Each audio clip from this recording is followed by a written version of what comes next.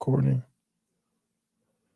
Welcome to another episode of the Black Ministers Podcast. I'm your host, Nate Bird. I'm here with my co-host, Rachel Weaver. We're happy to be back with you guys this week. Yep, happy to be here as always. And we have an amazing guest on the show today, a Black man who's out here trying to make some history, doing his thing. Isaiah, introduce yourself, my friend.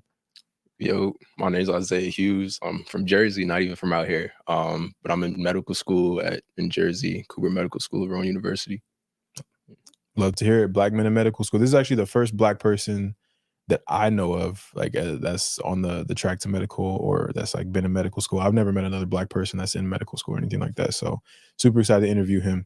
But before we do that, we got our Menace moment. Rachel, yes, take it away. Okay, I'm actually super excited for our Menace moment today because it's in correlation with what we're doing this weekend, the Black Menaces. If you don't follow us on Instagram, we were invited to speak at the Athlete Ally Conference or Summit that they had this weekend, and it was their second annual one. And so I want to feature their founder, Hudson Taylor, and kind of the story of why he started Athlete Ally 12 years ago. Okay. And so he... basically, the story starts as he's a 3-time All-American wrestler at the University of Maryland, and he was ranked second in the country headed into his senior year for his division. And he was also a theater major from his other major, which they don't list. But from wrestling and theater, he felt like he was in two different worlds. And being in theater, he felt like he always had a lot of respect for the LGBTQ plus community. And he had lots of friends and classmates coming out. And he wanted to help encourage other people to be accepting. And so in solidarity with the community, he decided to wear a pride sticker, a LGBTQ plus equality sticker on his headgear. And so he did encourage like a lot of criticism from his teammates for doing that, but he also received a lot of national media attention, and he received thousands of emails from parents and closeted athletes encouraged by his advocacy. And from that, it got him thinking, if I could achieve this impact as a wrestler, which isn't like the most popular sport, he thought about what would it look like if he was maybe a football player or a basketball player, and got other people to be on his team and other athletes to support the LGBTQ plus community. And then that's kind of what started him starting Athlete Ally 12 years ago. And it's really cool because it has really expanded to now they have 12 full-time employees as a nonprofit. They are sponsored by Adidas and many other smaller companies. That's just who sponsored the summit this weekend. And just some of the cool things that they've been able to do that I want to highlight is they were able to participate, and now they work on a lot of policy focus campaigns. And so one of the things that they did is they persuaded Massachusetts Governor Charlie Baker to protect transgender people from discrimination in public spaces in 2016. As well as creating the landmark campaign Principle 6, which successfully lobbied the International Olympic Committee to include sexual orientation in the Olympic Charter.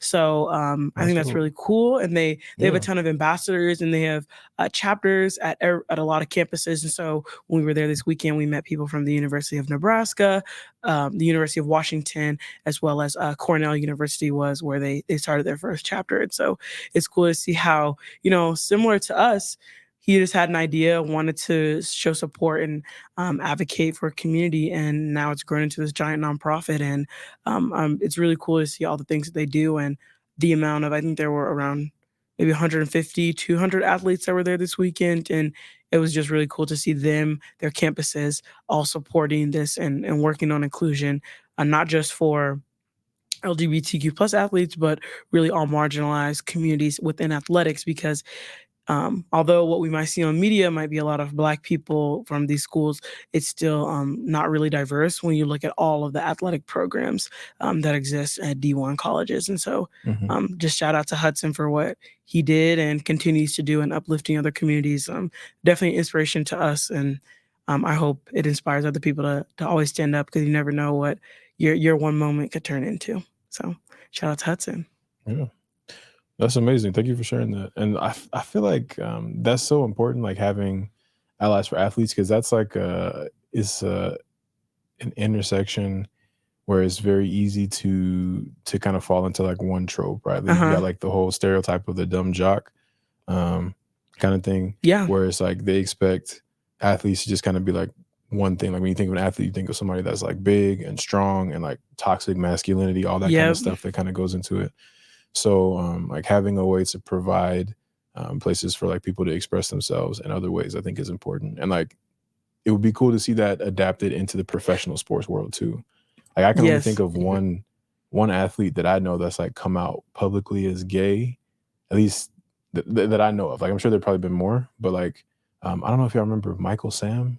Yeah, I remember him. You remember Michael Sam? Yeah. Yeah, there's another one. I want to say Carl Nassib. I forget his name, but he's a DN for the Raiders. He was for the Raiders, yeah. Yeah, he just came out. I think just this past season. Yeah, okay, I remember him for sure. And yeah, his was unique because he was already like in the NFL. Yeah, I know Michael Sam. He came out like right before the NFL draft, so he was in college. And there was like a lot of controversy around it because I guess like he wasn't like that high on the draft card to begin with. And then I think he ended up like not getting drafted after he came out as gay, like right before, or either he was drafted and he like didn't last very long, or like the contract didn't finalize or something like that. But I just remember him coming out and there was kind of like some big uproar on ESPN. They were talking about it and stuff like that. But yeah, it would be cool to see professional sports become a place for athletes of all different intersections to be able to express themselves. So that's cool. I'm glad you said that. Yeah, and I think one of the goals of Athlete Ally is to try to, get people from sports on campuses that get a little more attention to support, right? Because it's one thing if, the swimming team is supporting, which is great. Yeah. But the teams that make a lot of schools money that the school pays attention to are, sports with a lot of hyper masculinity. And so they're hoping that's one thing that they hope to eventually tap into. And obviously we as Black Menaces want to help in any way we can because that's when schools really listen when it comes to money, okay? With anything. Same with the stuff we did at BYU. When people's pockets are going to hurt, they're going to listen. And I think feeling that solidarity from those teams is really crucial. And I think that's what they're working towards next. And hopefully getting some, I don't know, basketball player, football player, or I don't know what are other big. Volleyball's really big at BYU. So even like a volleyball player to really like be an ambassador is something that they're looking forward to doing. That would be dope.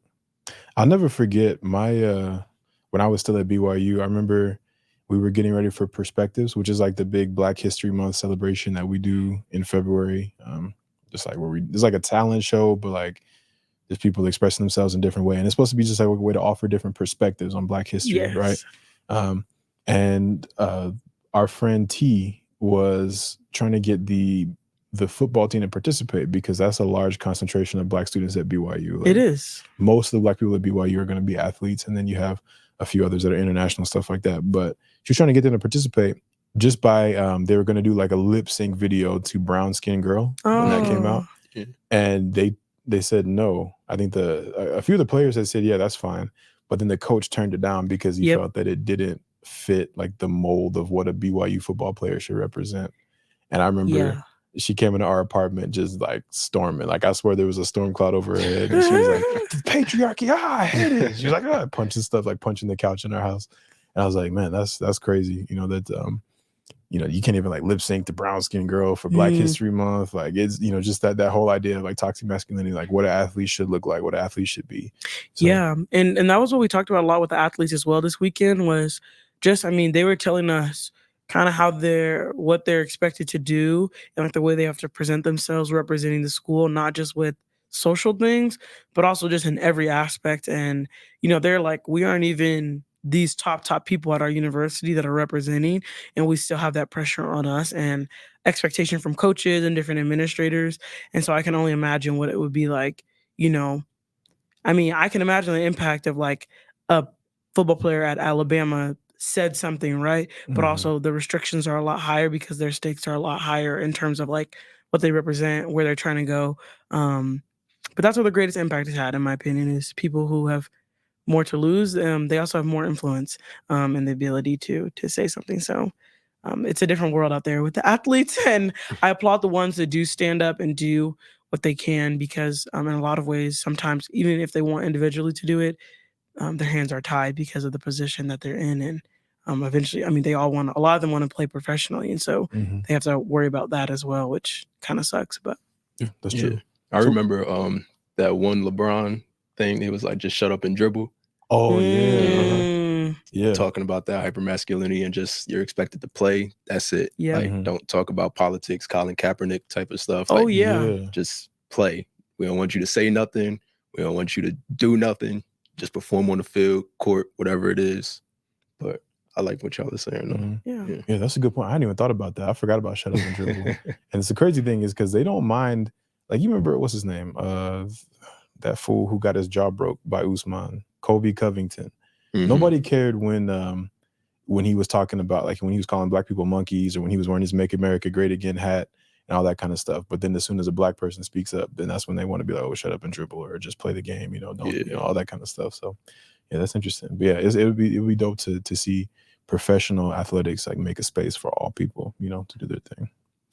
But yeah, with that, we're just gonna jump into your interview, man. 'Cause Yes. All right, we got a cool, lot we want to cool. cover, Yes. and talk to you about. Because, like I said, I've never met anybody, I've never met another black person in Like medical school. in actual medical school, Yeah. I've met Yeah. like doctors, like when they're finished. See, I don't even think I've never met like a black doctor. I don't think. Oh, I Yeah. feel like I have. There's like a black physicians like organization here, which I don't know if you've Mhm. ever met them here. No, I haven't. No, okay. Before I actually came, I was looking up like University of Utah's like doctor list. Yeah. It's very far and few in between. Mm. Sure. But yeah, no, I actually haven't heard of that.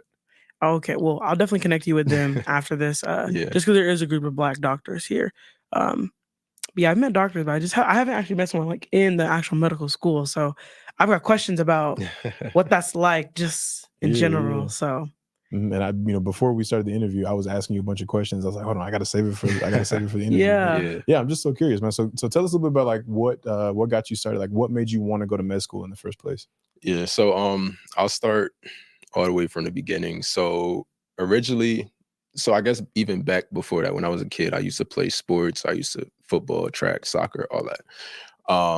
And then my grandmother, she used to go to physical therapy. We would stay with her sometimes and she would go to physical therapy. I went with her one time and I was like, oh, this is real cool. Like when she got back to the house, she felt better. So I was like, all right, I like that. Like they helped her out. She has her quality of life back to some extent. I was like, all right, I want to be a physical therapist. So I didn't know I wanted to be a doctor until my sophomore year of college. Mm. I did this program at the school that I go to now. It's called Pulse, and it's basically a summer program for underrepresented students that want to get into medicine, and they have like 3 phases. So the first phase is kind of just like pre-health, like whether you want to be PA, PT, OT, whatever. I was like, all right, I'm gonna just do that, just have something on my resume. And then that's the first time I saw a black doctor, Mm. because they would have doctors come in and talk to us. And there was also an advisor that I had, who was really like, nah, I think you can do this. And even there was I think he was a senior at the time. He actually goes to my school now. But he's about to go into his 4th year. He went to the same undergrad as I did. So I was a Mm. freshman going into sophomore year. He was about to graduate college. And he was talking to me. He was like, nah, bro, I think you can like actually do that. And mind you, he's black too. So he was like, nah, I think you can actually do that. So I was like, all right, cool. Let me try this out. Yeah, Let me you try should. this out. Yeah. Yes. Yeah. And then after I did that program, that's when it really started to be like, all right, I think I could see myself being a doctor. And then I started to like formulate my reason for wanting to be a doctor, because again, if those people and those programs were never there for me, I wouldn't be where I am. So now I want to be a black doctor and, go back and practice in black communities. And one of the biggest things I always say is you can't be what you can't see. So Mhm. hopefully I can, be that person that, a young boy, a young black kid sees when I'm actually a doctor, that, he sees me as like, all right, I can do that. You know what I mean? So yeah, that's it in a nutshell. Yeah. Love that. Yeah, medical school, I've had friends that have like wanted to be doctors and have gone through the process, and it's so extensive, like getting into school, the is. whole process. So, what was that like for you once you knew, like, okay, this is the path I want to go down? Did you have to change because you wanted to do physical therapy? So, Mhm. I'm assuming you were still in some type of science, but like, Yeah. what did that change look like? And did you lean on people to help you? It sounds like you had a great support system of people who were encouraging you. So I just want to know, like, what was that experience like as you were transitioning to going like pre-med or something? Yeah. So going from high school to college, like I said, I know I wanted to do physical therapy at the time. So I actually applied for this program called, it was like a 3+3 program because physical therapy is 3 years after medical Oh, school. okay. I didn't know that. Yeah, it's only 3 years. And so the program that I was going to do was a 3+3 program. And so the school that I had applied to, they didn't they accepted me, but they didn't give me enough scholarship money. Oh. So if they had given me enough scholarship money, I would be like stuck on the physical therapy path. So I went into college. I went to Rowan University, mostly because my dad went there and I didn't have to pay tuition. Yeah. Hey, hey, I As you would have done it should. too. Yeah. So, So and understand. that was what my mom said. She was like, you can go anywhere you want, just as long as it's cheaper than that. And Yeah. there's very Few. few schools that can beat no tuition. Exactly. So I ended up going there as a biology major. And then once I figured out that I wanted to do physical therapy, I was like, all right, I'm gonna switch my major to health, exercise, and science because a lot of their classes was more like kinesiology, biomechanics, like more stuff that was like, all right, you know, if I'm going the physical therapy route, then these are the classes I'm gonna take in physical therapy school anyway. So I'm gonna take these classes. So I switched my major, I think my fall semester, like the end of my fall semester, my freshman year. Then I did the program. They was like, so there's a lot of prerequisites that you have to take to get into medical school. You have to take organic chemistry, Oh, yes. general chemistry, biology, physics. And a lot of those prerequisites weren't like required in the health and exercise science major. So I had to switch back to biology. So I switched back after the program. So going to my sophomore year, I was back in biology. And then I was always like a relatively good student. So as far as like my grades didn't really have to change, but I did have slight flex. No, I love that. I love that. No, Yeah. hey, but flex yourself. Yes. Yeah, but I guess because as much as people want to say, oh, medical school, they want a holistic applicant, you know, we're not really worried about the GPA. They're worried about it. They Yeah. definitely care. Yeah. They definitely do. So it was like, all right, now I have to make sure that I'm really cognizant on keeping my GPA up, making sure that I'm getting my my shadowing hours, my volunteer hours and stuff like that. So my sophomore year, that's when COVID hit. Oh, wow. Yeah, so I was actually shadowing a doctor. They were sports medicine, non-operative. And then I got to shadow her 2 times and then COVID shut everything down. So I didn't really have any shadowing hours at first. Then my junior year, I was about to go in my junior year, and that's when I started taking the MCAT. So if you don't know what the MCAT is, it's basically the medical school entrance exam. I don't know exactly what it stands for, medical something.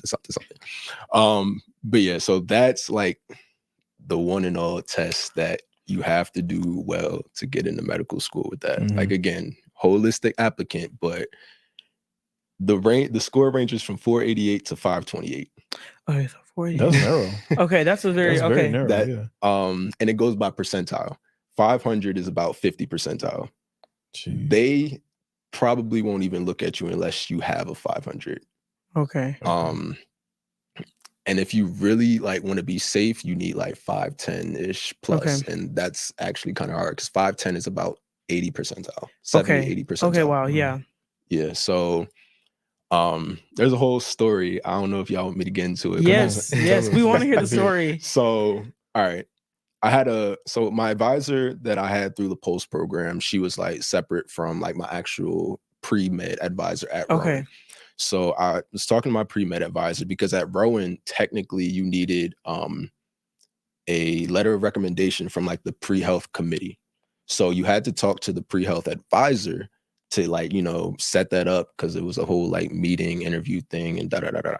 So I'm talking to her and she was like, so you about to take the MCAT? I was like, yeah, cool. She was like, all right, who are you taking it through? So I ended up taking it through the post program. They offered me a free MCAT course. Oh, yeah. Now that's what's up. That's what I'm saying. Because MCATs, I know they're like the hundreds. The test itself is $320. Yeah. A lot of like there's like a lot of different study resources. So there's like Kaplan, Princeton Review, all these things. These are like thousands of dollars. So she's like, "What are you gonna do?" I was like, "I'm gonna take the MCAT class that Cooper's offering me." She was like, "Nah, don't do that. Take the Princeton one." I was like, "Why?" She was like, "If you take the Cooper one, you know, you don't need that. Like da da da da." She was like, "Just take the Princeton one. It's only 1,700." Huh? Only We're 17. in a different situation, ma'am, because if someone said only 1,700 in my undergrad, I'd say, and that's only just not gonna happen because Right. that is not happening at all. Yeah. So, and mind you, the course that I took was free. So I'm like, cool, but I'm not doing that. And she was like, she was very adamant on like me not taking this course. And she was like, "Oh, I don't think you know what you're missing out on. Da da da da da." I'm like, What I stopped talking. Do you have Princeton money? That's like, that's what I do said. you I was have like, Princeton money, ma'am? Like, I That's don't know. real. But and she was very like she also wanted me to take a gap year. I didn't take a gap year. I literally just graduated 2022. which is That's round of applause for yeah. that because Yeah. most people I know take a gap year. Yeah. So that great, yeah, amazing, that's impressive. very impressive. But she wanted me to take a gap year because she was like, because again, mind you, so I said that my sophomore year, that's when COVID happened, and I was able to shadow like twice. So I only had like 8 shadowing hours, whatever. So she's on the phone asking me, "Oh yeah, how many shadowing hours you have?" I was like, "Yeah, like 8 or so." She was like, 8? Yeah, you're not going nowhere with that. I was like, "Oh yeah, nah, that's crazy." Yeah. This is your advisor? This is my advisor. And she really on the phone, she was like, "Yeah, you're not going anywhere 8 hours. Oh, Yeah, well, you need to take a gap year. You need to take this Princeton Review course." Da, da, da. I'm like, it's not. Where's her solutions? She's only telling you like you're doing wrong. No, no, no. Where's the like? Aren't you supposed to like encourage people? Isn't that part of your yeah? No resources. Like I'm like $1,700. I don't got that. My parents don't got that. Yeah. So where am I getting the 1,700 from? Exactly. You got Princeton money? She was like, "Oh yeah, there's a discount for like $300." Ma'am, That don't be make so sense. for real. What are we at? What is that? 1,400? That's still doing nothing that's for a me. whole month of rent. Yeah. So like I said, I stopped talking to her. But my advisor that I had through the post program, she was, like I said, very like supportive. Like she was the one that got me the shadowing opportunities, because once my junior year, my summer into senior year, I'm sorry.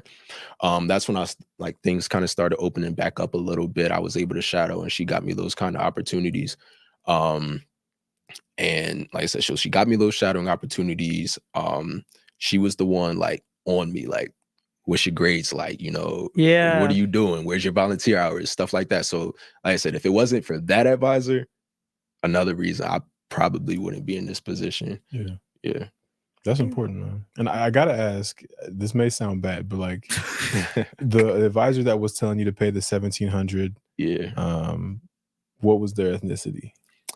I think that she was Indian or something like that. She was a podiatrist. Okay, gotcha. And then what about your advisor for Pulse? She's actually Indian too. Oh wow. Okay. Yeah. What's a podiatrist? Podiatrist is a foot doctor. Okay. Like, so they go to podiatry school. They don't go to medical school. They're still like doctors, but they're like different. Yeah. I see. But she thought she was like that hot.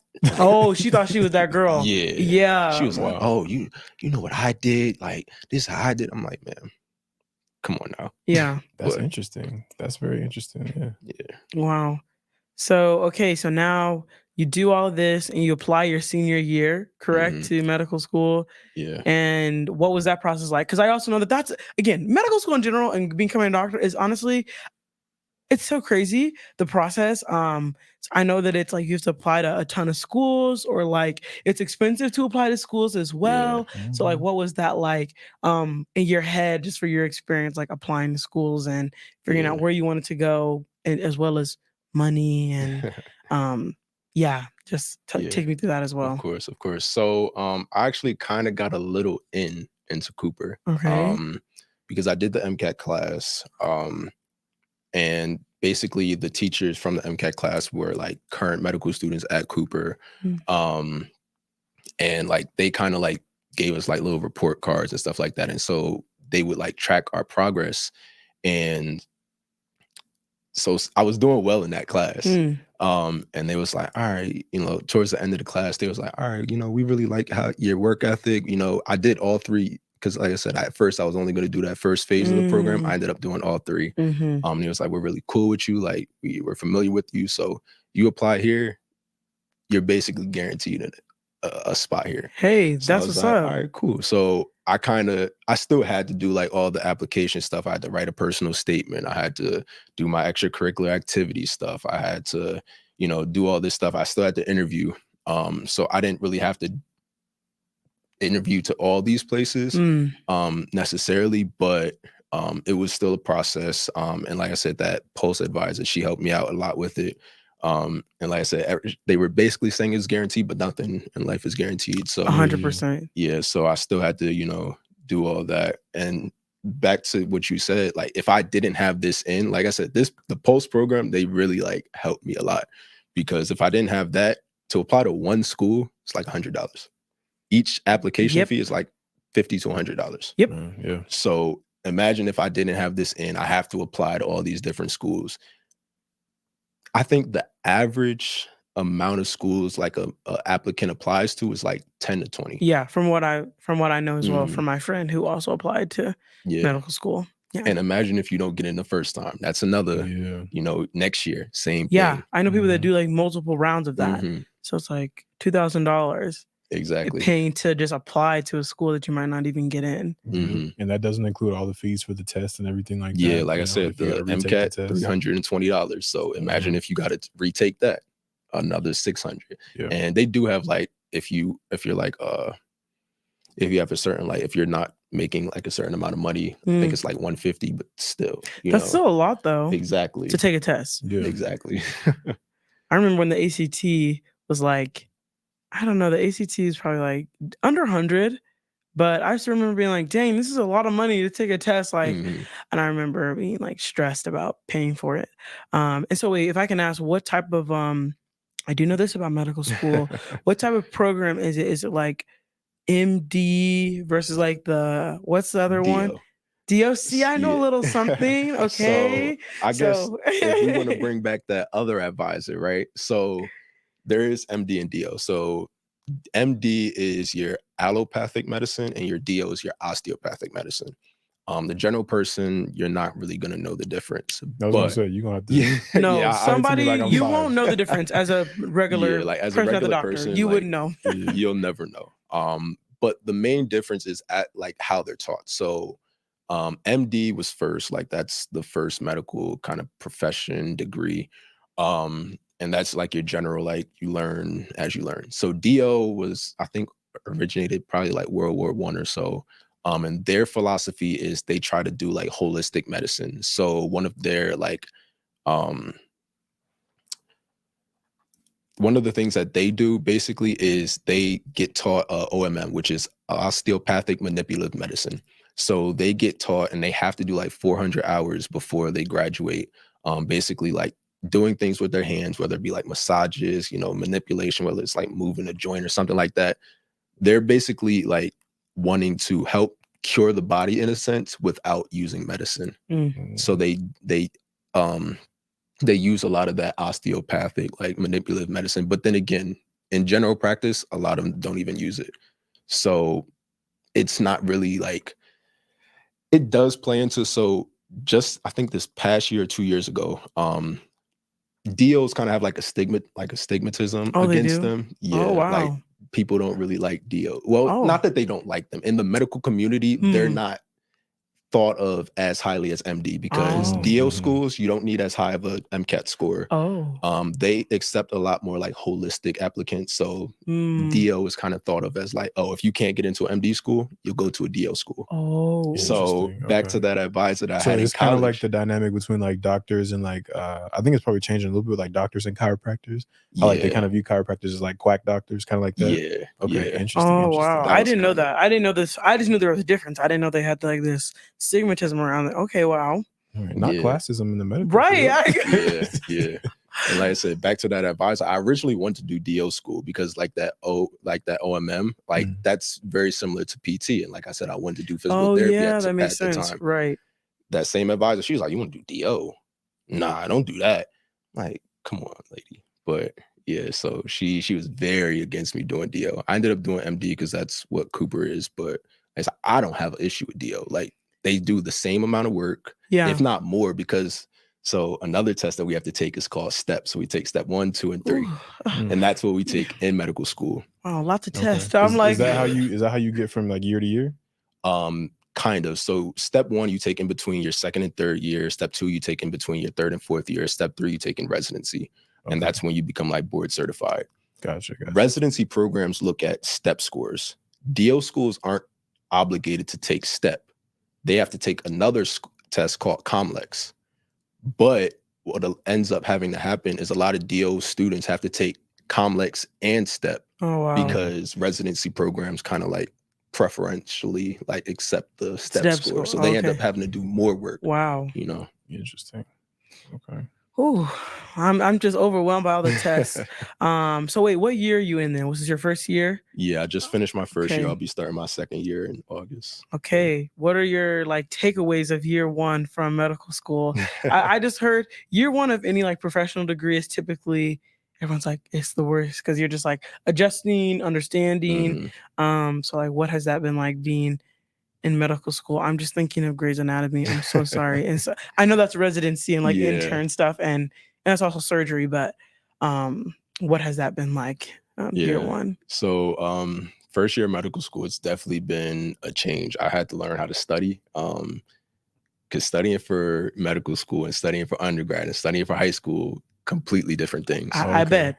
I was gonna say, if you in medical school and you just not learning how to study and you had a biology degree in college, I'm like, this man is a genius. Okay. It's like you think you know how to study until you get to those upper like whether it's like medical school or even like getting your master's, your doctorate in something else. Like you think you know how to study. I mean, that's what I've until you heard about get people from law school. Like you have to learn.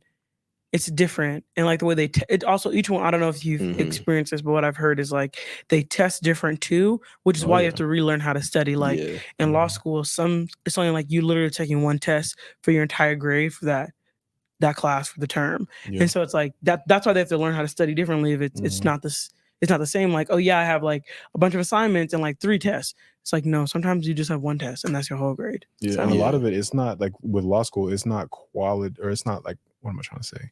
It's not just like a grade. Like you get this amount of questions right and you pass the test. It's like, it's based on the quality of your work. And like for the LSAT, I've taken the LSAT. I'm actually going to take it again this summer.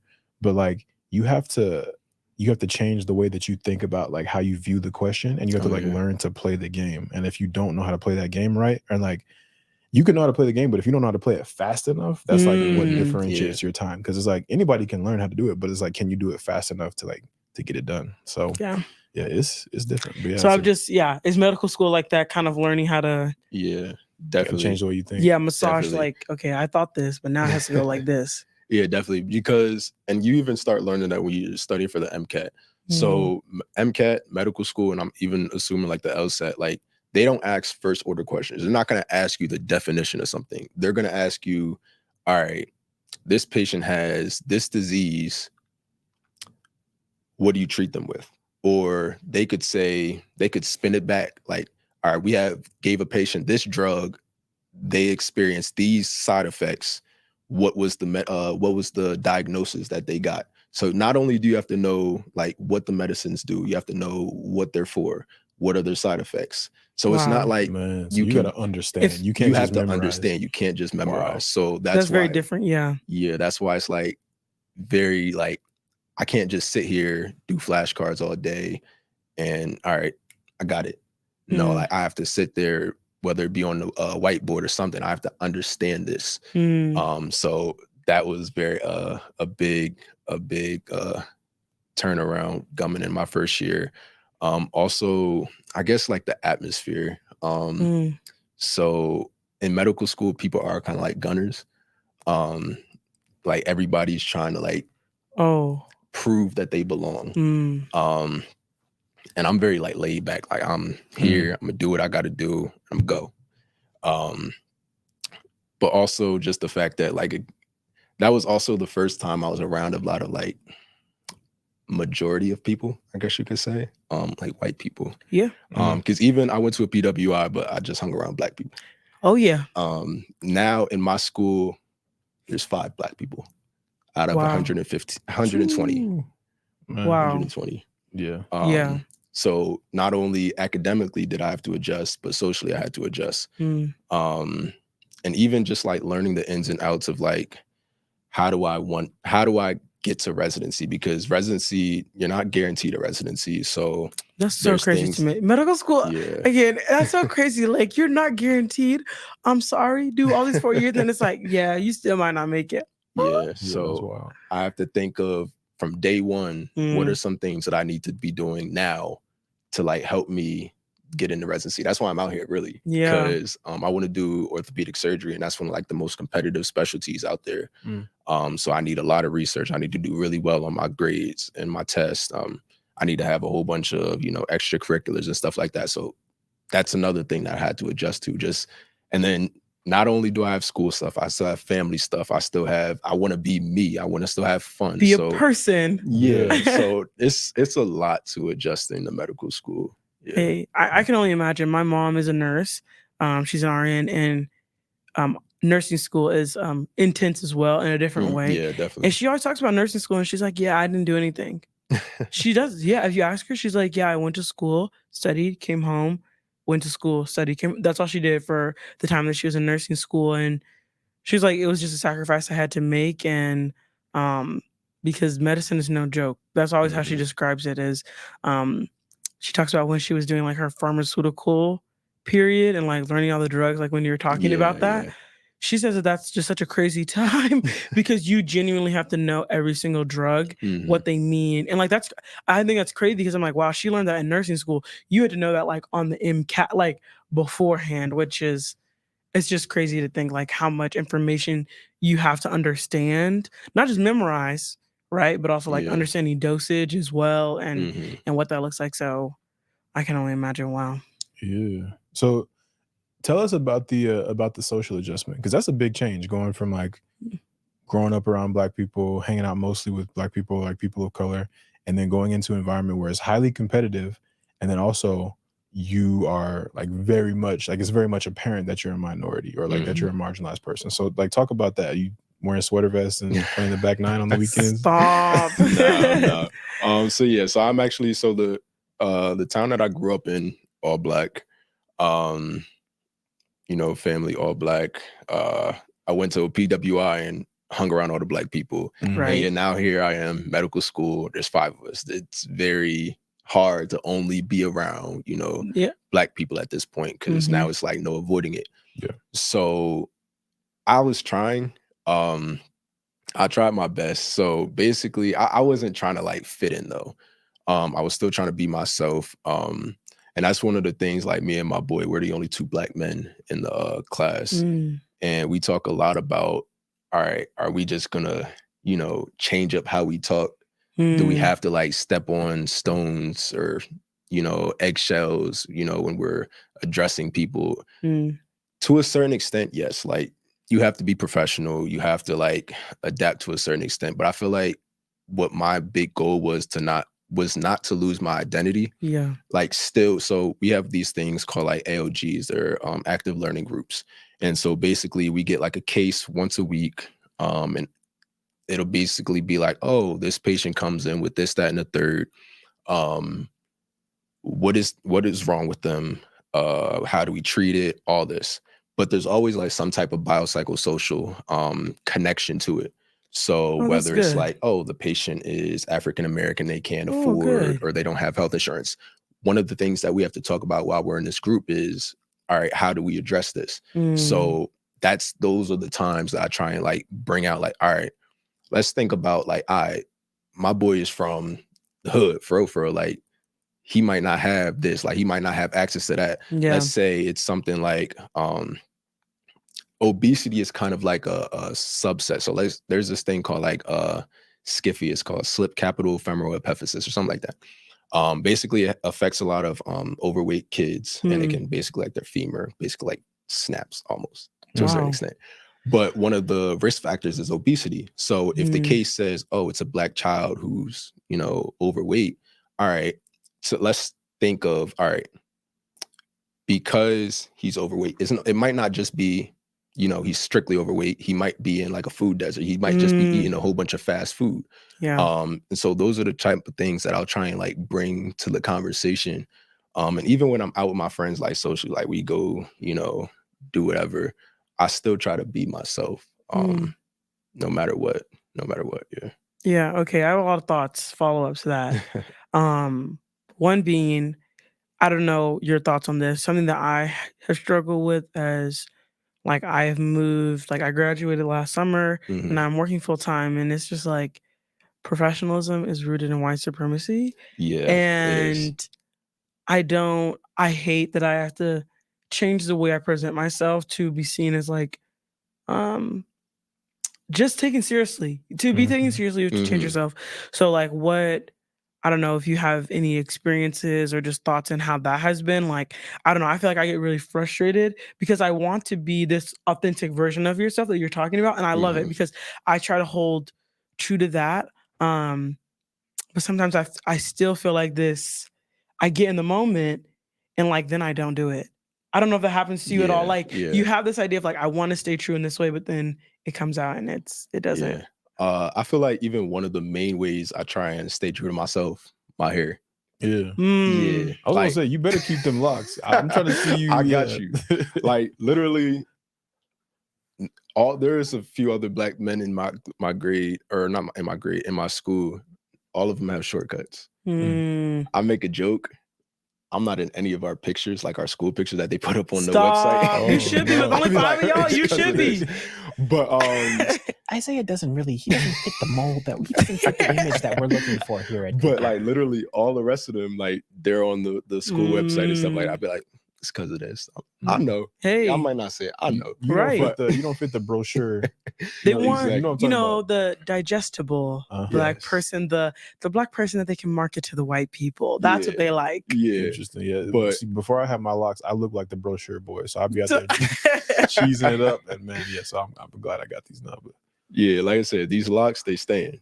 As they should. As they should. You know what I mean? Because even before I started locking my hair, I was just doing 2-strand twists. So I would rock my afro or whatever. It was funny when I came with the afro the first day. They was like, I said, I like your haircut. I was like, haircut? It's not a haircut. No, this is not this is my regular sir, hair. This is hair out. What are you saying to me? But yeah, so like that's one of the biggest ways I try and like, I'm not, I guess, adjusting to that, I guess. But I guess one of the big things is like your vernacular and how you speak. Because again, as much as you want to stay true to yourself, I can't just throw out like a whole bunch of slang words in a professional setting. Oh my gosh, it's so hard for me. I understand. Like I try to like talk proper a little bit at least. Customer service voice. I used to work at Chick-fil-A too. So. Oh, you did? No. Not you working at Chick-fil-A, so you got the customer service voice down. Yeah, my pleasure. Yes. But so that's one of the ways, like I guess, and again, it's code switching. You know what I mean? Yeah. You have to know when to turn it on, turn it off. We don't really have like a dress code per se. But I'll come in. I have an Ice Cube shirt. I'll wear that to school. Yeah. People actually sometimes give me compliments. Oh, I know him. Like, yeah. Not the thumbs. I'm crying because this is so relatable when you're around a bunch of white people and they say something to you, just like, thank. Yeah, it's like, I got it. You see your Ice Cube shirt and be like, oh, I love Biggie Smalls. It's Tupac. Oh man. Okay, wait. Sorry, I had another follow up. So I'm curious, just because I know that there's a lot of intersections with medicine, with pretty much everything in terms of like social class, race, gender. Are there any classes that you guys are like required to take either now or like in the future in medical school about that? Just because like I'm curious.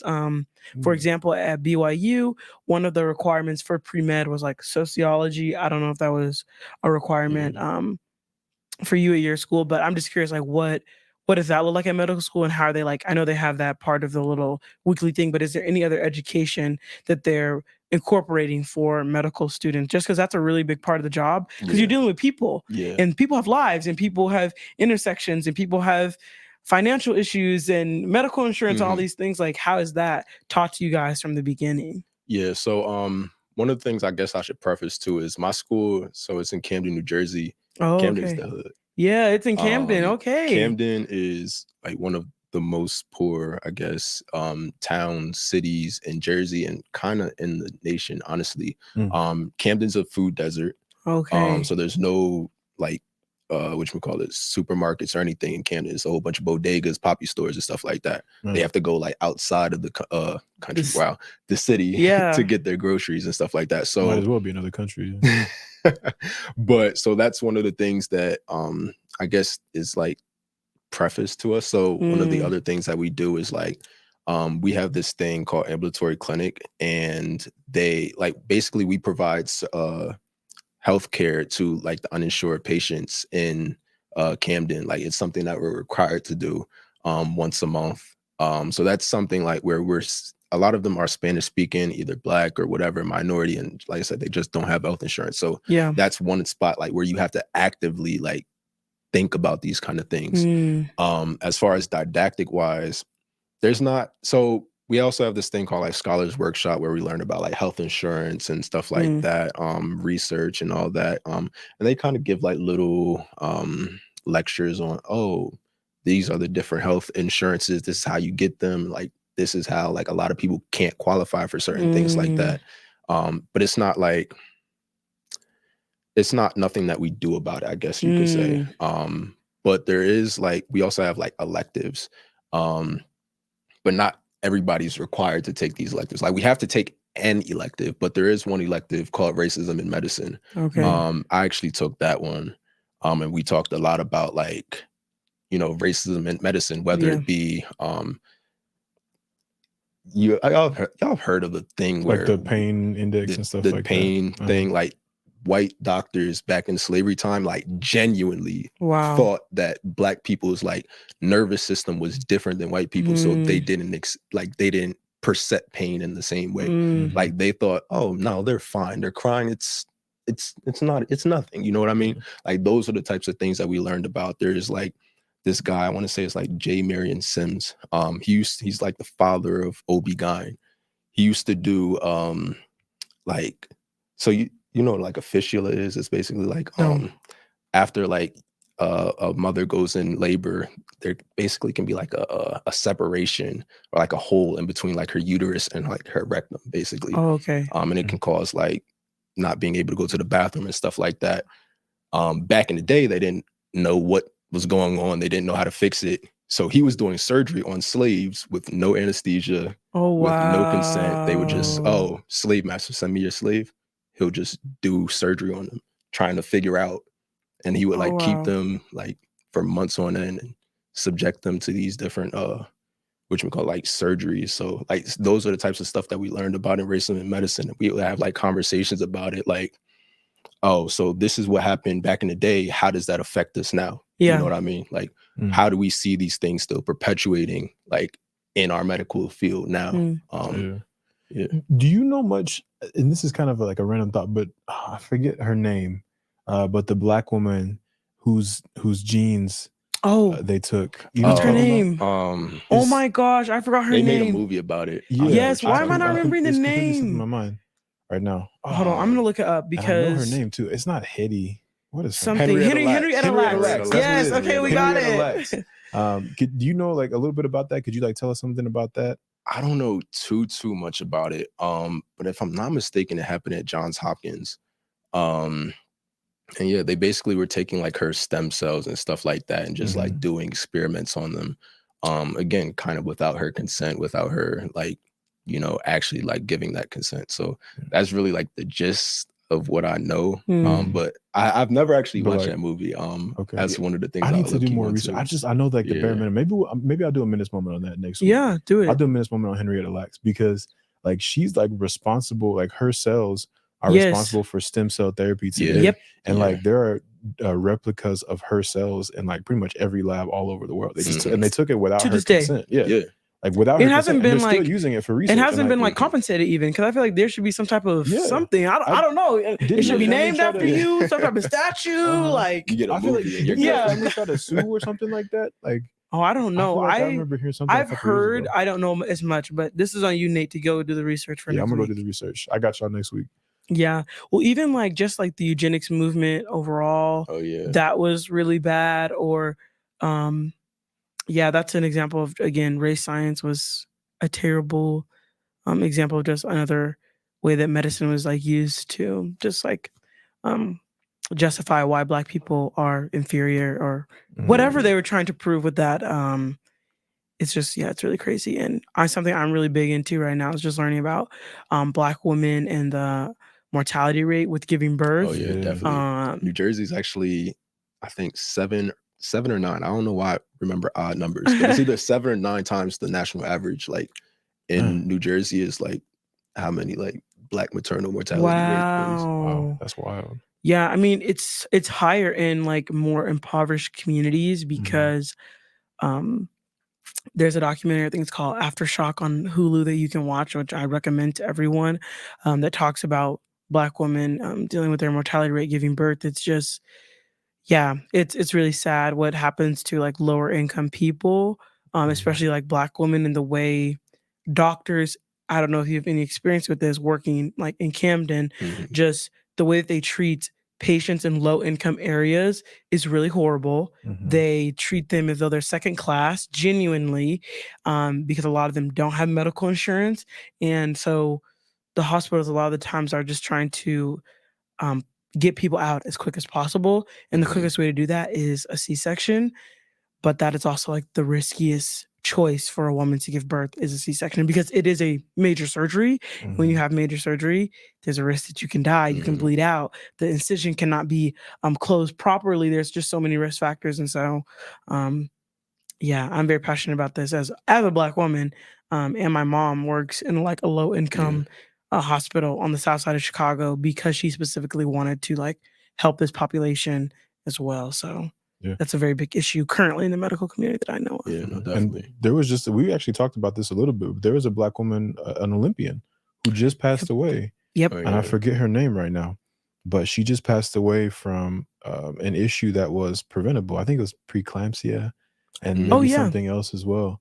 But it's something that Black women commonly die from after Yes. giving birth because it's overlooked by doctors. And you kind of talked about the idea that Black people feel less pain. Mhm. That, like, even though it's not necessarily taught anymore, it's like still. I read something that talked about how like they tested doctors, Yeah. and they like asked them to rate like people's pain indexes, and they um for the most part rated Black people's pain indexes to be like less. They believe that they experience less pain like subconscious on a subconscious Mhm. level.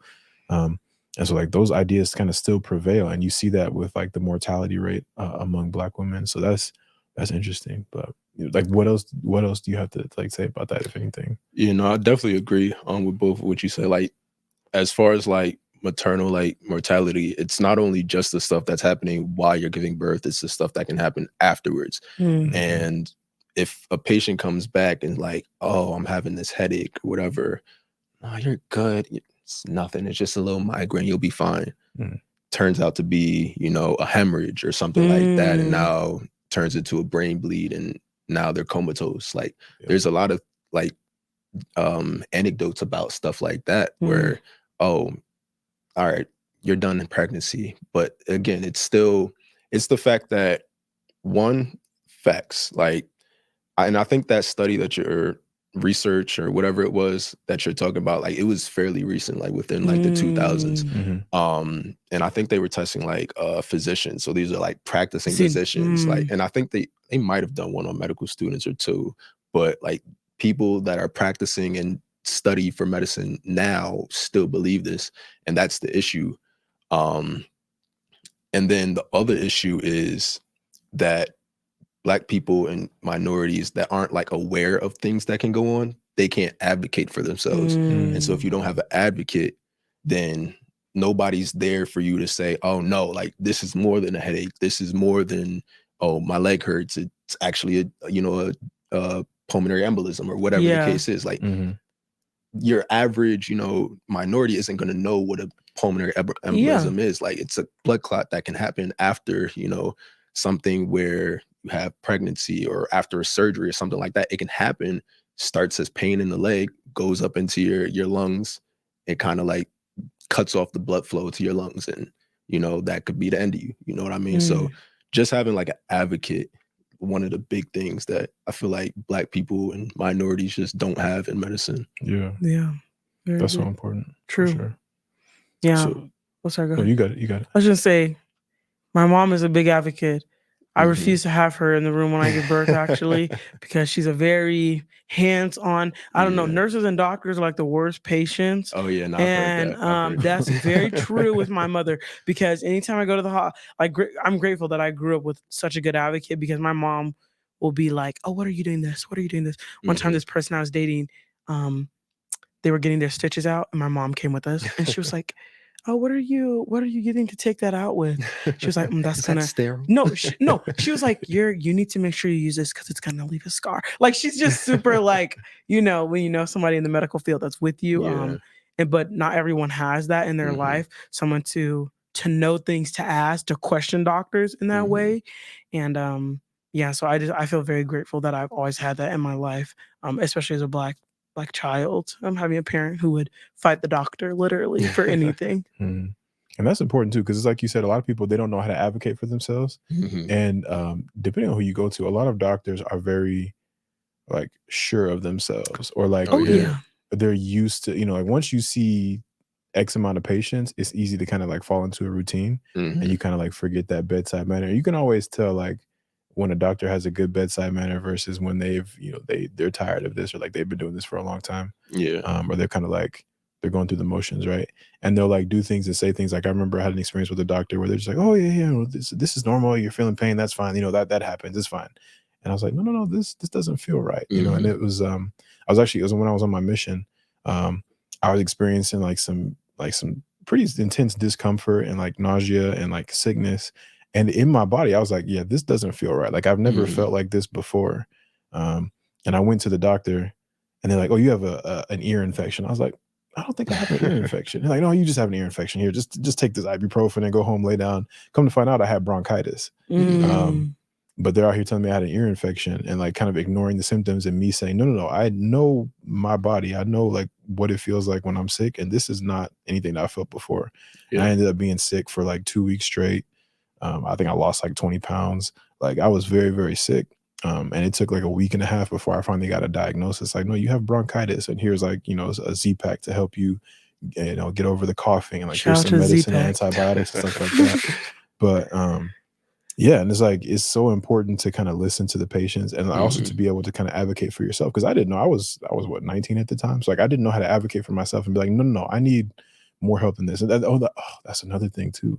So I don't know if you know much about LDS missions, but you go out, you serve for 2 years. In a place that they assign, like they Yeah, pick like it you're and then you assigned to go. basically go to a place and do a mission trip for 2 years where you're just like teaching people about Jesus. I got my own feelings about that now, but at the time I was Yeah. gung ho Gung for it, ho. right? Yeah.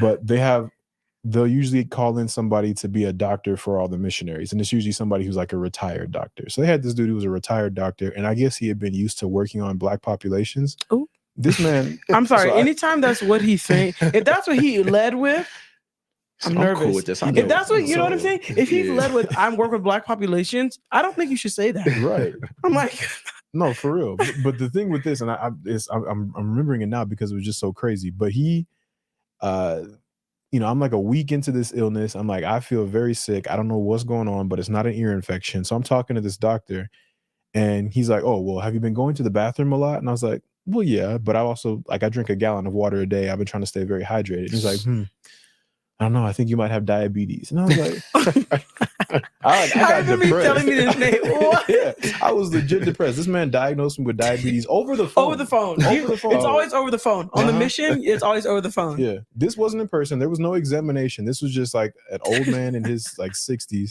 I shouldn't telling be me laughing over the this hard, phone bro. that because I go to the bathroom a lot and because I was feeling sick and weak and I had lost weight, that I had diabetes. And I'm like, no, sir, I don't have diabetes. Like I don't be eating sugar like that. I've always been very healthy. But yeah, like it is just Also, there's other examples. Like you would be insulin resistant first in some capacity before you would go straight Yeah, diabetes. Like right. there's other signs. Yeah. Like actually weight gain. Not, Yeah. but okay. But yeah, that was wild. And that was kind of like one of those examples where I was like, man, this dude, like he really messed me up for a couple of days. And I talked to somebody else, you don't have diabetes, man. You have bronchitis. So, it was a wild time. But I guess like what changes would you want to see in the medical field to prevent stuff like that Yeah. from being the norm, or to kind of like get rid of some of those prejudices that exist out there?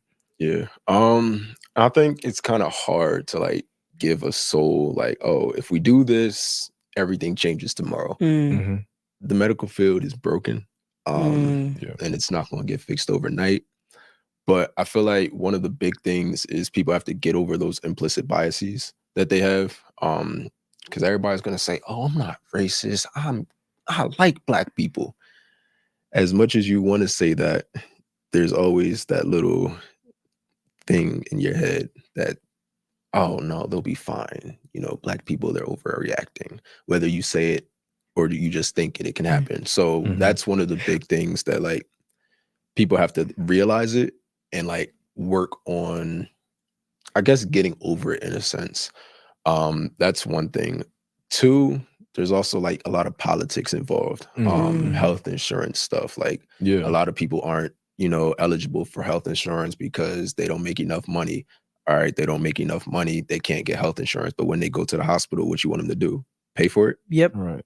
And that's wild. Yeah. Like, if health Oh insurance my was gosh. affordable, that wouldn't be an issue.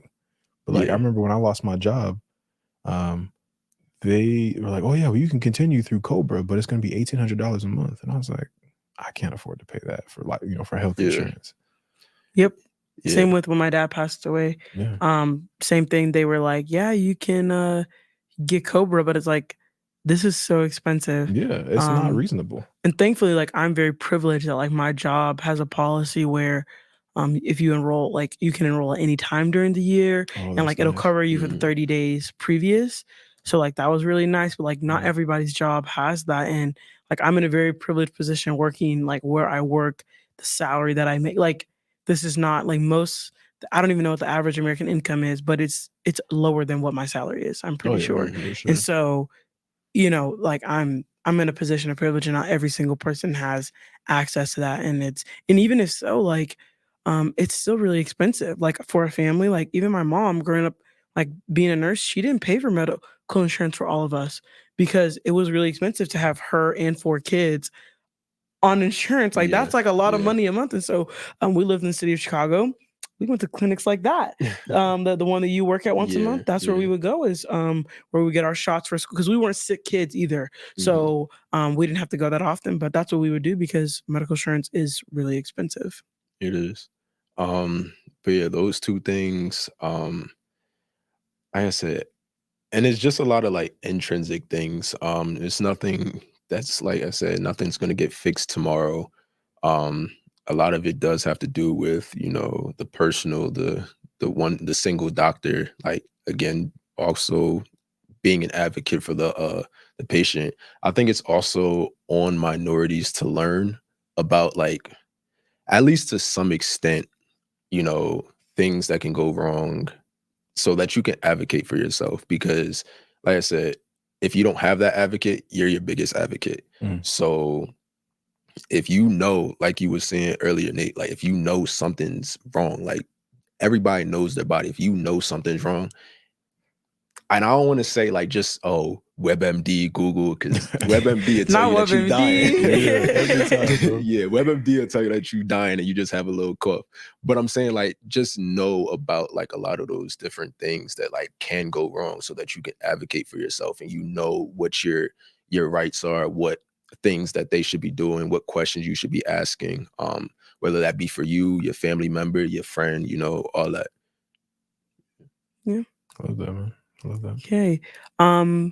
We always ask this to our guests.